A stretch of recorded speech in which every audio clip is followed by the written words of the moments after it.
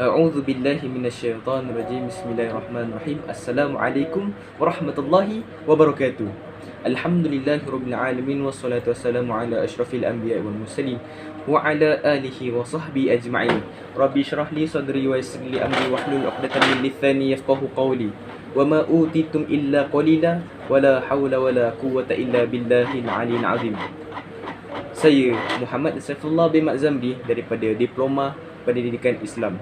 Dan saya ingin menerangkan dan saya ingin menyampaikan tazkirah selama 5 minit, iaitu hadis 40 Imam Nawawi, iaitu tajuknya hadis kepentingan niat.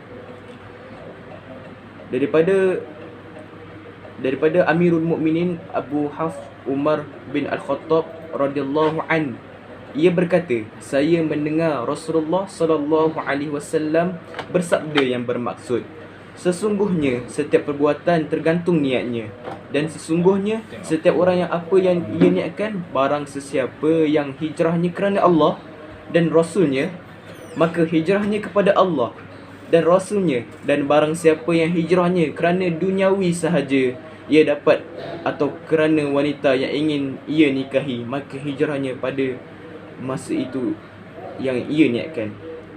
Takhrij hadis riwayat Al-Bukhari dalam permulaan kitab sahihnya, iaitu imam-imam yang kita kenal daripada hadis-hadis yang terlampau banyak di dalam kitab-kitab hadis, iaitu Sahih wal Muslim, Abu Dawud, Al-Tirmizi, Ibnu Majah, An-Nasa'i, Ahmad dalam Al-Musnad, Al-Qurtubi dan Ibnu Hibban dan Al-Baihaqi.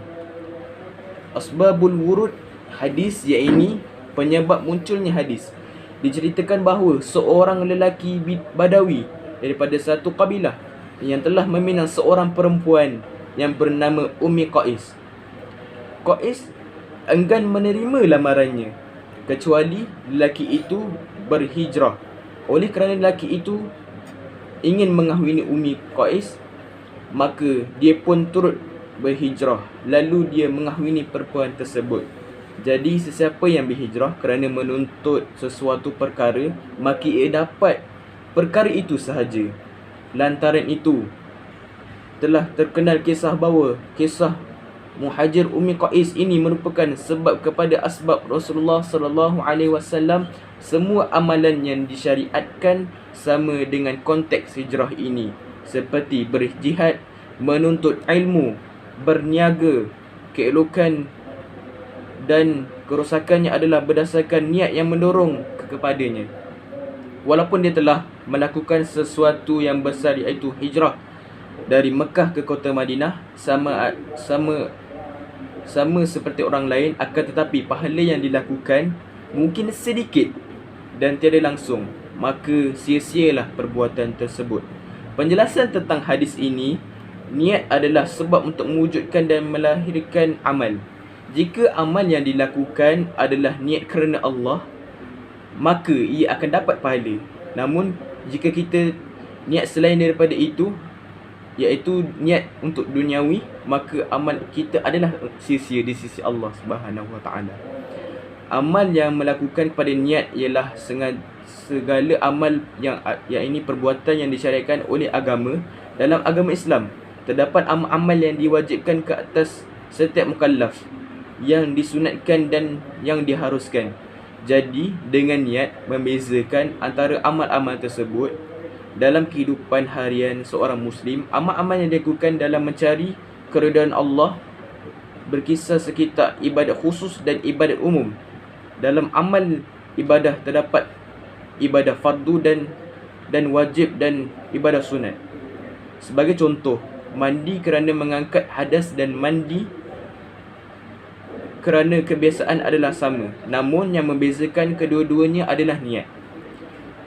Amalan tergantung niatnya. Yang dimaksudkan inna a'malu bin niat adalah bahawa amal itu boleh menjadi rosak atau tidak diterima atau ditolak, diberi pahala atau tidak, itu disebabkan oleh niatnya. Adapun niat secara bahasa seperti al-qasdu yang bererti atau tujuan. Sedangkan niat secara syar'i adalah ketat dalam mengerjakan ibadah untuk mendekatkan diri kepada Allah.